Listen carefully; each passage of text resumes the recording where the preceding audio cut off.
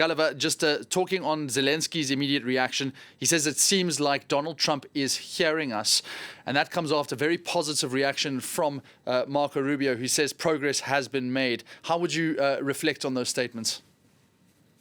Well, also earlier, Rustem Umerov, former Ukrainian defense minister, his title now is head of the National Security and Defense Council, one of the men on that Ukrainian delegation, was saying that the new proposals took into account most of Ukraine's demands, which sounded extraordinarily positive.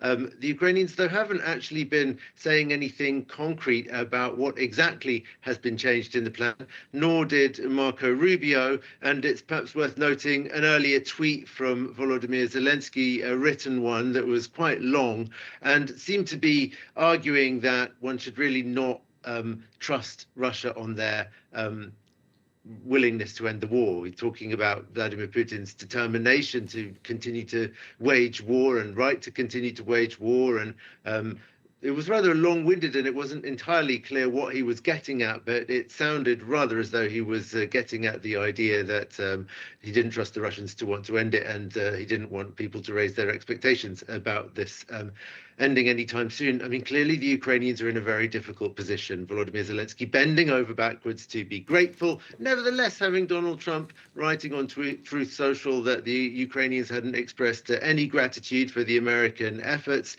that most commentators in Ukraine, the ones who are a little bit further away from the delegation in Geneva, are having no hesitation in calling a 28-point peace plan that amounts to Ukrainian capitulation and that looks very much as if it was drafted in Russian and simply handed to the Americans, which Marco Rubio reportedly told some US senators was indeed the case before then, denying that he ever said that.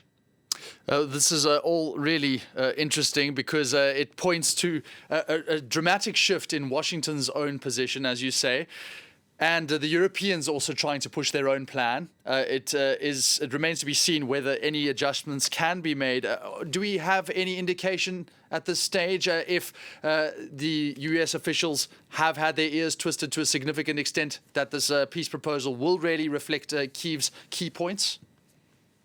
Well, the only document that came out that had any concrete information about the changes that might be made to the plan was reportedly a draft of a Ukrainian, European, or by the three European countries present there, proposal for a 24-point plan, which is basically a series of adjustments to the Russian and American plan. One of the most important ones, I think, was a much clearer definition of the security guarantees that Ukraine should get, saying that these should come from the United States, should be enshrined in law, and should resemble Article 5 guarantees, which is the NATO guarantee that an attack on a country will trigger a military response from the ally. That's what's very much implied anyway in the NATO treaty. And I think if Ukraine could get that, that would really make a change to Ukraine's approach to this whole thing, despite all the other things that are in the plan that are very difficult for Ukraine to agree with.